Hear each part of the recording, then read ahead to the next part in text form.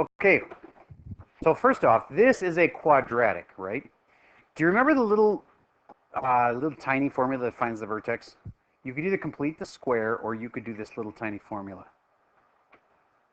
Remember what it was? Negative b over 2a. Okay. Do you get this is the b and this is the a and negative b over 2a? Okay. So I just want to show you something kind of cool. All right, to start with, everybody, if you haven't already, write this formula down and have it on a page where you have a lot of room. This will be some of the most intense math that you've seen me do in this class. I'm taking an A out. But wait, you say, there's only one A in this thing. Can you factor out something where there's only one of them? You can. Yes. And then I would say this is plus bx, but then what do I have to put in there so that when I multiply it back out, it's actually true? Over what? A. Because that way, when I go this times this, I get ax squared. When I go this times this, the a's cancel and I get bx back. All right? Then I'm going to say equals negative c. What? All I did is subtract c from both sides. Do you agree that you're allowed to factor things? Do you agree that I am allowed to subtract c from both sides if I want to? All right. So far, that's how I got that green equation, by factoring it and getting the c subtracted from both sides. All right, next. Do you remember that you can divide by anything you want as long as, this is important, as long as when you divide by that thing, you don't end up dividing by 0 by accident? Do you remember that? But do you get if I divide by a could be equal to 0? So then you have to put a little off to the side. Oh, by the way, a cannot be 0. But here, I just divided both sides by a. And that gets that to cancel. And now I have x squared plus bx over a is equal to negative c over a. Now, for this next part, I need you to remember. So I'm going to go to a different page, and I think you should also go to a different page. I need you to remember how to figure out that half and square thing, you know, like, let's say we had this. Do you remember how to complete the square? If this number was only 25, how did I get 25? Cut it in half and squared. Very good. So cut the 10 in half is 5. 5 squared is 25. If this was a 25, then this whole thing would factor really nicely. So what do I add so it will be 25? I add 24.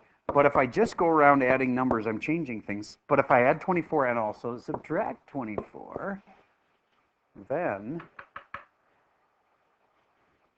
that's called completing the square. This part can factor now. Would you please finish the deal, factor that out, compare it to the kid next to you, and see if you got the same vertex form as they did. The black one has been changed now to a new equation that is in vertex form. So again, you're factoring the part I circled. I'm going to pause for a second while you compare it to the kid next to you. All right, so we got it factored. No, that's not factored. We've got it in what form? Vertex form. So now I know the vertex. And what is the vertex? Don't say 5 comma negative 24. That's a really common wrong answer. I want you to sketch this thing. Like, do you think it looks like this? You're wrong, but sketch what you think this thing looks like. And then tell me where it's increasing.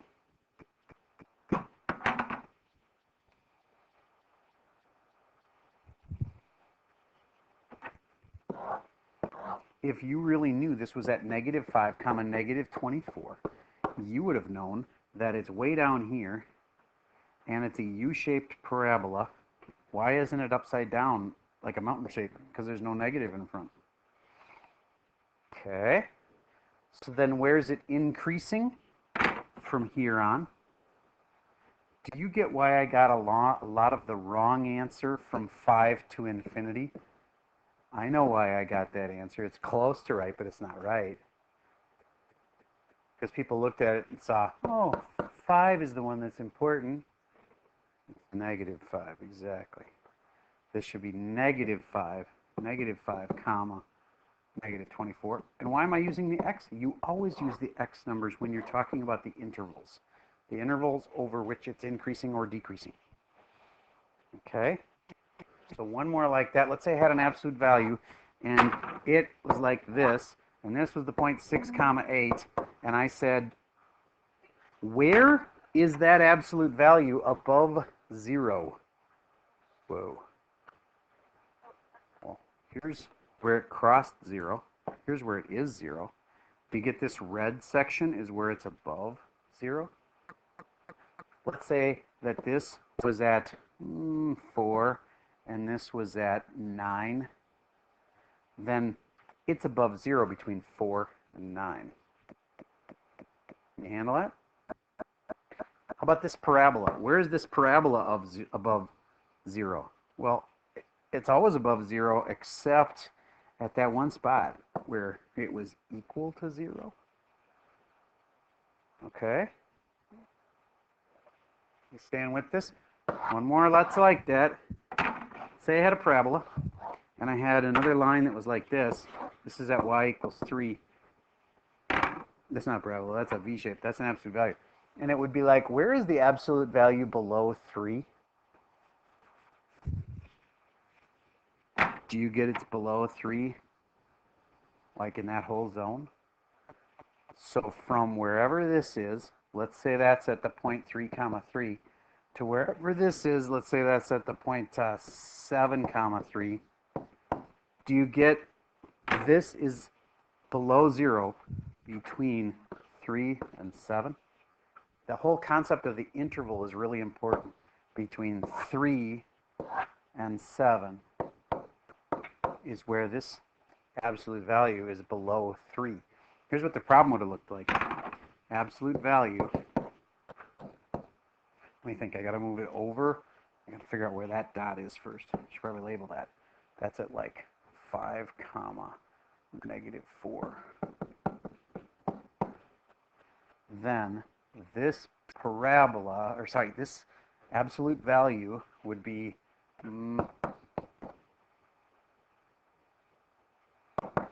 there. And then it would be like, where is this absolute value? Where is this absolute value less than 3 or equal to 3? And I put brackets on it like this. Say between 3 and 7. I know that seemed pretty intense. There, I just touched the whole lesson for today. I tried to walk you up one little step at a time. We'll see if it's stuck. That's an absolute value. It's less than 3. Here's the absolute value. And it was less than where this line y equals 3 was. Where was it less? Between 3 and 7. Between 3 and 7. All right, we'll do more on that, don't worry. Now, we also stepped back a step because we were in the middle of this proof where we were doing that whole half and square thing. I got to make sure you really get that. Let's say it's x squared plus 2x plus 7. This one's got a twist. Ideally, this would be less than 7. So hopefully you'll figure out what to do to make it work. Go ahead and see if you can get this one to make a perfect square, as in complete the square. And your answer when you're done will be something like this. I'm not saying that's the answer. It'll be in vertex form like that. Okay, give it a shot. When you're done, compare it with the kid next to you.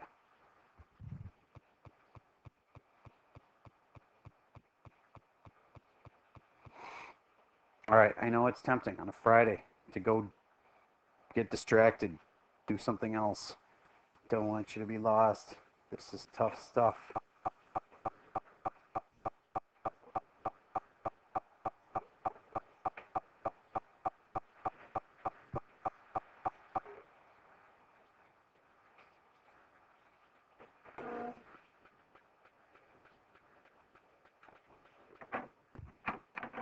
Okay, compare with the kid next to you. And I love what's happening in the back. If you're stuck on this, get the kid to help you. Don't just say, I don't know, I don't know, I don't know what it is. Get help.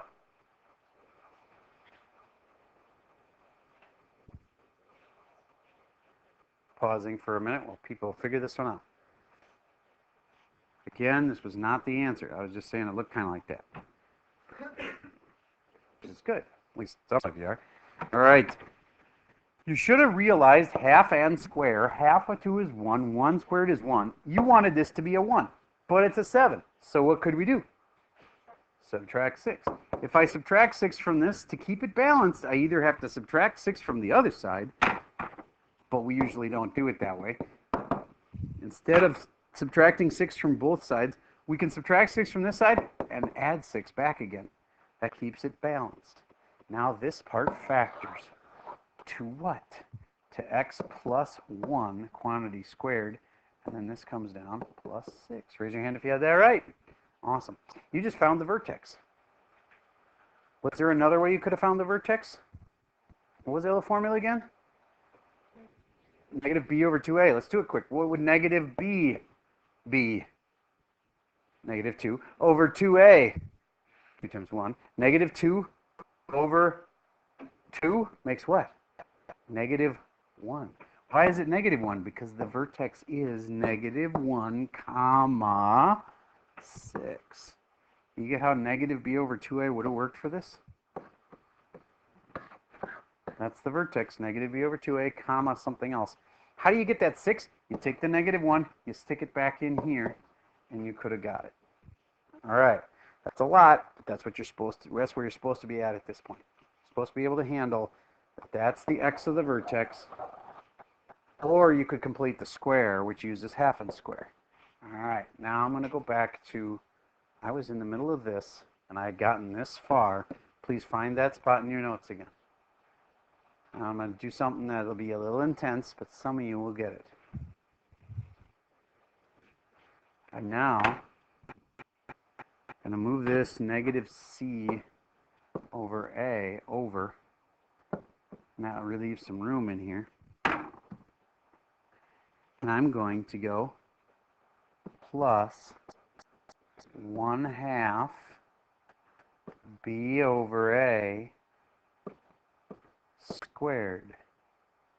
As long as I do it to both sides.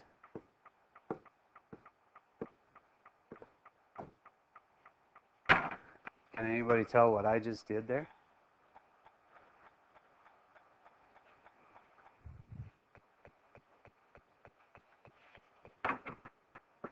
I halved this and I squared it. Half n squared. Get it? I took half of it, 1/2 times b over a, and then I squared it. Half n square. So, I know it's going to get a little intense, but at some point you're going to realize what I'm doing. At that point, I want you to raise your hand. All right, do you think I know what I'm doing? All right, awesome. I got 2 people that know it. They think, oh, 3 people. They think I know. They know what I'm doing. All right, now I'm going to factor this, because if you can factor it, you should. So I'm going to factor this into x plus 1/2 b over a and x minus 1/2 b over a. That seems pretty clunky. Over on the other side, this is a little icky. I can't add these until I figure out what I really have. So I'm going to take this b squared here over, since they're both being squared, 4a squared. All I did is square everything so that I could get a common denominator. Does this have a common denominator with this? No, it does not. So I'm going to multiply this by 4a. Does anybody see anything that makes you think what's going to pop out at the end here? If you haven't raised your hand before, has anybody now caught what I'm doing yet? Okay, we're up to about 5 people. Okay, all I did was factor this, and now I'm going to put these together. What's on the top here? B squared and a minus of 4, or it's negative 4ca plus b squared all over 4a squared. Ugh, icky. All right, now these two are, oh, I have a minus where I should have a plus. I apologize. This should be a plus. Remember how they have to be identical to be a perfect square? Sorry, there was a minus there. There was supposed to be a plus there. Now I'm going to put them together.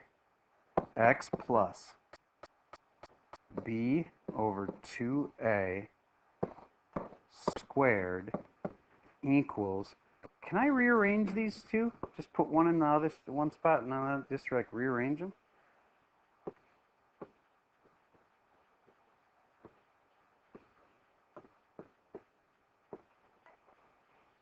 Now how many people think you know where I'm going? Aha, there we go. Okay, and now also, almost magically, this is the first moment where my equation only has one x in it. And every other iteration of this, I had an x here and an x there. I had x's all over the place. I got it down, so there's only one x. So take a wild guess what I'm going to do now. I'm going to solve it for x.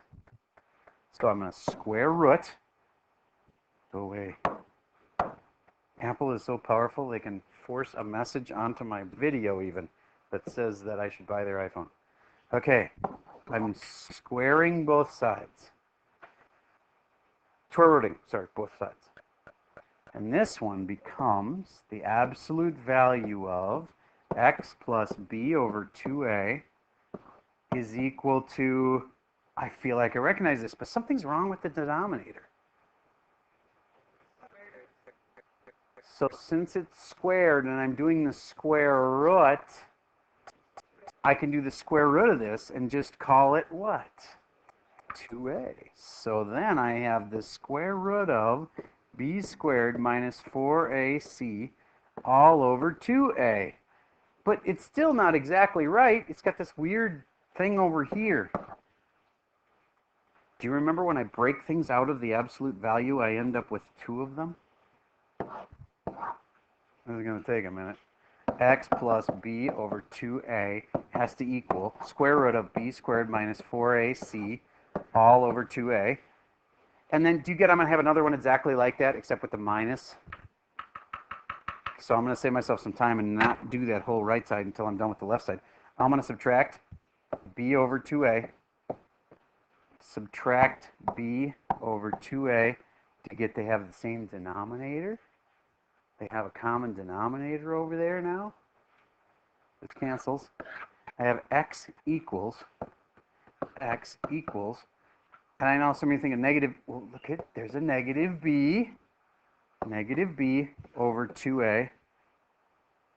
And then this is just plus the square root of b squared minus 4ac all over 2a. And then they have the same denominator. So since they have the same denominator, I can add them together. And that puts them all together into negative b plus that all over 2a. And it's like, it's just missing one thing. Do you get if I went over and did the other equation here, the one that I haven't done yet? This side, it would have a negative of all that. And then I'd have 2 answers. One with the one I have, and then the other one would be the same exact thing with a minus right there. And there, x equals negative b plus or minus the square root of b squared minus 4ac all over 2a. So you've seen that formula before, but you were never, there was never a moment until now when you could have possibly understood where it came from. I know some of that was a stretch, but do you get, I needed you to know how to complete the square to have any chance of understanding that part right there. where I added 1/2 b over a squared. I took half of this and squared it. So until you had seen that complete square, you couldn't have possibly understood that you can start with this equation, ax squared plus bx plus c equals 0.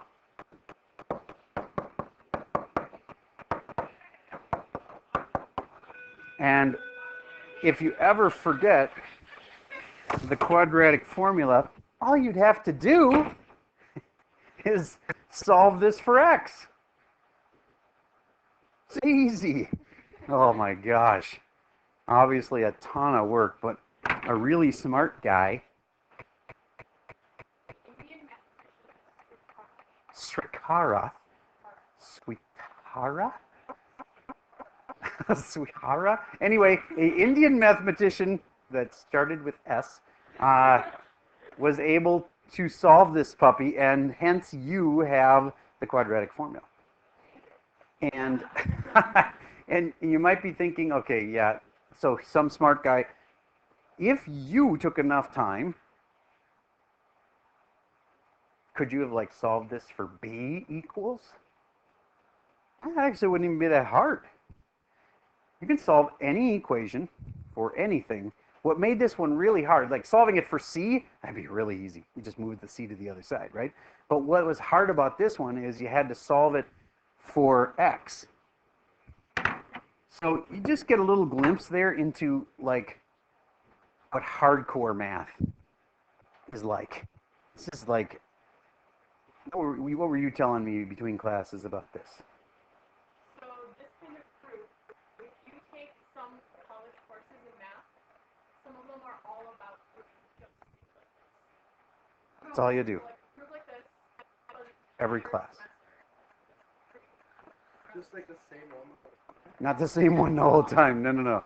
Like what I just showed you, that was like a day of the class. And then on a different day, you have to prove something like that if you're a mathematician. When I started, and I got my math degree to be able to teach you, okay? I had got a math degree, and my first class was calculus. And then I had 9 math classes. The first one was calculus. And you take, I think it was actually 9 more classes after calculus in math to get a math degree. You can actually pick which ones you want to take. There are certain ones you have to take because the major won't allow you to, like, well, you can't really be a math major unless you've passed this, this, and this. But you get to kind of like pick. So anyway, when you're done, will you have a math major? You have your math major. All right. And you picked up an extra major of physics. I personally did a math major with an extra major of economics. And it's not actually that easy to double major. So it actually took both of us all 4 years to get that double major. And we didn't have time to do the official student teaching until afterwards. And so she's already graduated from college. Most student teachers are still in college. She's actually graduated from college, and so did I. And then after college was done, took an extra semester to do student teaching. So if you want to get 2 majors, it's really hard to do that in 4 years. Really hard. You can get 1 major in 4 years, but 2 is hard. So, okay. So, I don't expect you to be able to prove the quadratic formula, but actually you could. What I just did, you have all the skills to do all of that. The hardest part wasn't subtracting c at the beginning. The hardest part wasn't factoring out the a. That was a little weird, but I think most of you caught that. The hardest part was right there doing what? Half and square. And you know, whatever you do it to both sides, right? That was one of the hardest parts. Then it was just like combining like terms, taking a square root. It really isn't that hard. Divide both sides by a. And then do the half and square thing. What's half of that? Well, 1/2 times it. And then square it. Okay, enough about that. So I think proofs are worth seeing, especially because that's what pure mathematics is really about. or one of the things anyway, that you do with pure math. And so I wanted you to see a proof. I'm not going to be proving everything in here because you can see it takes a fair amount of time. And you leave it saying, okay, that worked. I don't think I could do it again. You know what I mean? Some of you might be actually able to pull that one off again if I made you after you saw me do it. Okay, but it's not like you're going to have to do that for our class. But it's worthy to show you what real mathematicians do. If you get to the highest level math class here at the school, there is some proof. Not like whole semester's worth, but okay. So your job for today is more like the stuff I showed you before. Let's say I had this absolute value, and I said, when is that absolute value below 0? All right, I'm going to label it, and I'm going to say, would you agree this absolute value would have looked like a negative absolute value? Do you get it's been moved to the right and up? So maybe over 6 and up 5, 6 comma 5. So then this is over 6 and up 5. And then if I say, when is that absolute value above 0 or below 0? Well, it doesn't matter. You could do either way. If I say above 0, I think it'll be a little bit easier. Well, it's above 0 in there. So you'd write the problem like this. Negative is above 0, greater than 0. When is it above 0? Well, from here to here. This little zone right here. You want to see how to find out what those numbers are? There and there. It's just solve this. Now you could use a picture. If you actually graphed it perfectly, you just have to look and see where's that spot and where's that spot. You could use an XY chart for that, right? That's the x-intercept. So the x-intercepts are where what? Y equals 0. So you could do it that way. But let me show you what I think is the fast way to solve this. It isn't to make a picture. Fast way to do this is you take this equation and you solve it. Because I know most kids want the fast way. Okay, really. So you would not have to draw that whole picture. You start with this. And do you get, we do the order of operations up backwards, so we do all our adds and subtracts first. So what do you think I'm going to do to both sides? Everybody subtract 5. Do this with me. This is your typical homework question. And typical test question. Okay, now I got negative absolute value of x minus 6 is greater than negative 5. Now, do you remember with these greater than, less thans, that when I multiply by negative 1, something important happens? Flip the sign. So I'm going to multiply everything by negative 1 times negative 1 times negative 1, and then I get positive absolute value of x minus 6 is less than positive 5. Am I done? No. I just got it so I can split it into two equations. Do you remember doing this? We just did this. Except now we've got a less than sign. So what do? X minus 6 is less than 5. And x minus 6 is... Somebody take a shot at this. Yes, there's a negative 5. You're missing a sign. Not less than. Greater. Think about that. Than negative 5. Didn't I make this the opposite of what it was? Ah. So if I make this the opposite of what it is, then the sign has to switch. Okay, now let's just finish this thing and see if you can get the right answer. It's two little equations to solve. Hint, put them on a number line at the end. So your answer, do you remember what it looked like? Do you remember the picture? Do you have a short-term memory? And is when was this thing greater than 0 was the original problem. See right here, greater than 0. When was this thing greater than 0? Well, from here to here. So it's from here to here. So it's like one of those on a number line. See, we just need to know what that knot and that number are. And that's what we're going to get from here and here. Okay. Compare with the kid next to you. See what you think those two numbers are. It's from something to something.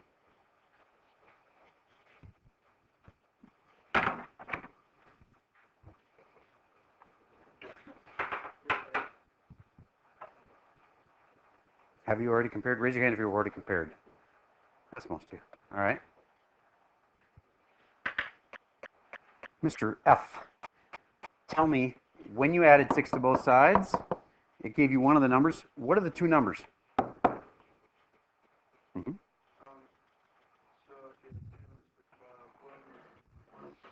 From 1 to, raise your hand if you said between 1 and 11. You were right. Okay, awesome. What if that same exact problem was a parabola?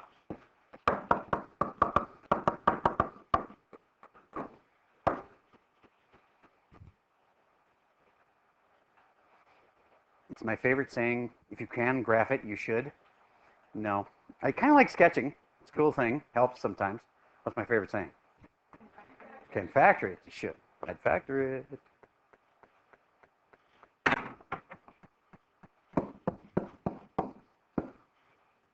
X plus 5, x plus 1. Please tell me you were able to figure that out, right? Okay. Now, this kind, I don't think it's best to do it algebraically. I think it's best to do with a picture. So I'm going to go back to the picture, but do you get the factoring thing is going to help me make my picture? This is a parabola. Can you draw a parabola? Yeah, I can draw a parabola. Do you think that the important spots might have to do with this? So they hit at -1 and -5, and it's a parabola that looks like this. Could I have asked you to find that? Yeah, but it's kind of useless. What matters is that the answer has to do with this number and this number, not the vertex. You'd have gone -b/2a. I could do it if you want.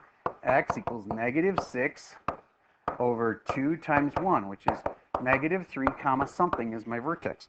But I don't really care where the vertex is. I care what this and this number are. And they were -1 and -5. So now my question is the answer from -1 to infinity and -infinity to -5? Or is it the other way around? Is it the area in here between -5 and -1? Well, where is it above the 0? From -infinity till -5. And from -1 to infinity. And, ooh, it says greater than, so it's not a filled-in circle, it's an empty circle on each end. Union sign. There's your answer. That was a tough one, I know. But did it have some things that are familiar, like factoring? Yeah. Like sketching with a parabola looks like? Yeah. Like, you got to know when, well, this is actually kind of new. When something's greater than 0, it's above it. I guess that might be kind of new. So it's this little part here and this little part here. Yes?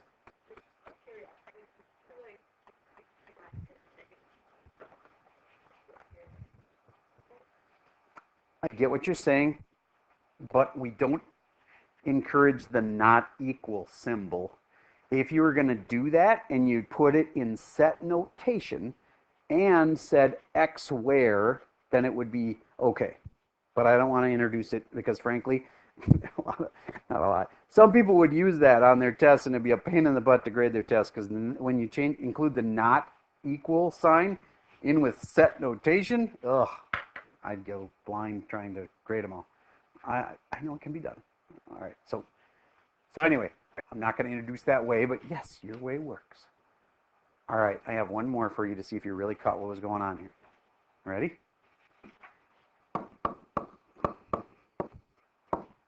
Nope. Sorry.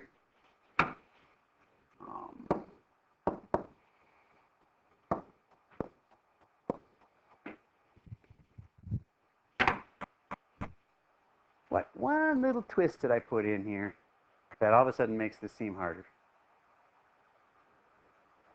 It's not 0. Could you make it so it was 0? Of course you could. Go ahead, give this one a shot. See if you can answer this question. This, my friends, is one of the top hardest things on the ACT. It's called quadratic inequalities. Do we have a quadratic? Yep, that's weird, isn't it? Do we have a not equal sign, as in a less than or greater than. Yep.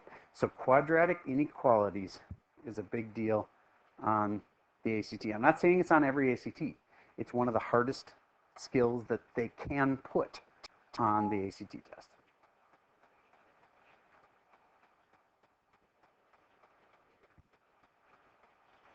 Please tell me you started by subtracting 8 from both sides, and then you have less than 0.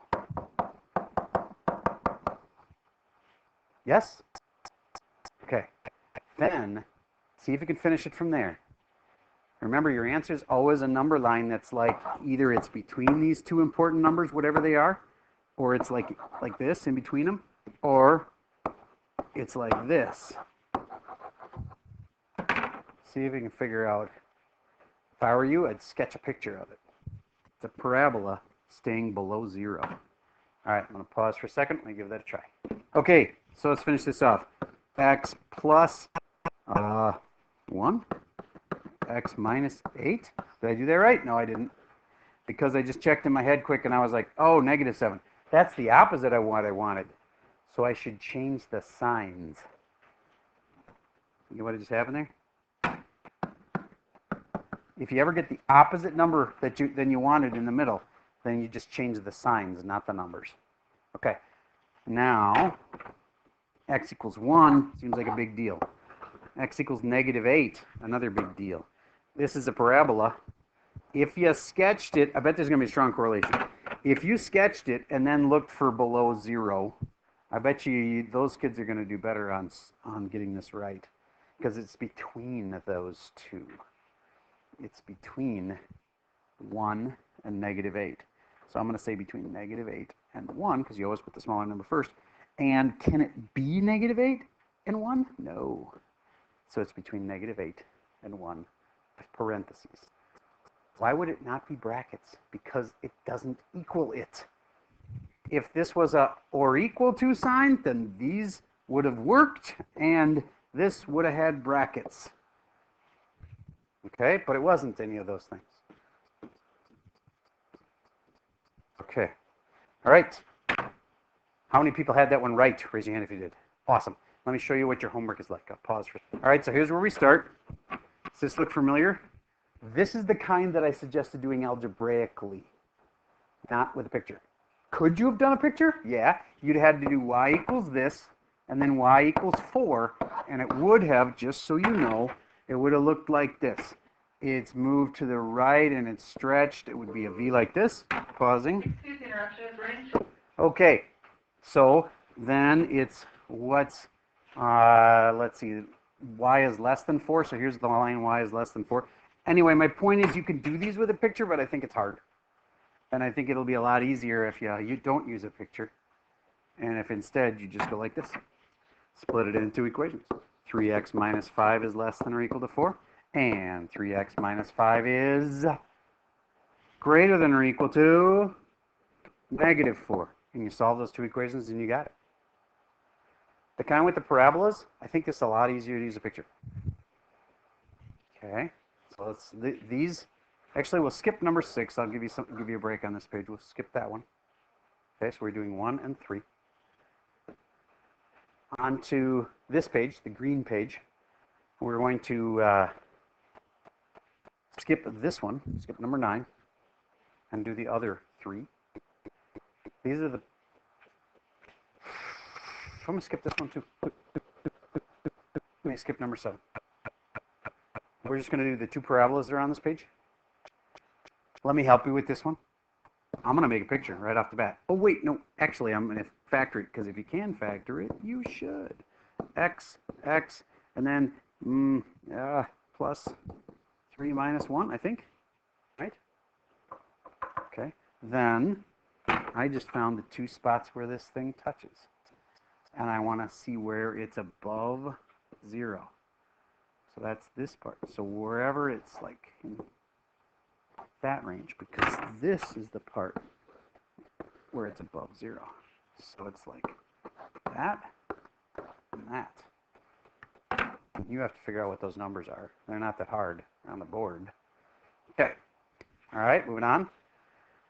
This, I want you to figure this out.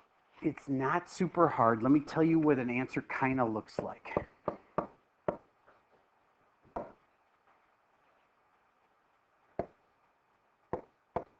That is not the right answer, but it's like that. Now, I want you to figure out with a picture what this really looks like. Within 4 units of 2. Here's where 2 is. Do you get that the 4 units could go in this direction, and then you'd be up to 6? Are you writing this? Write this. And then could be 4 units in that direction, and then it'd be down to -2. Do you get that the answers are what's between -2 and 6? Would this give you that equation answer? No. So you need to find something like this, except with the right numbers in it. I don't want to just give you a formula. Okay, I want you to figure it out.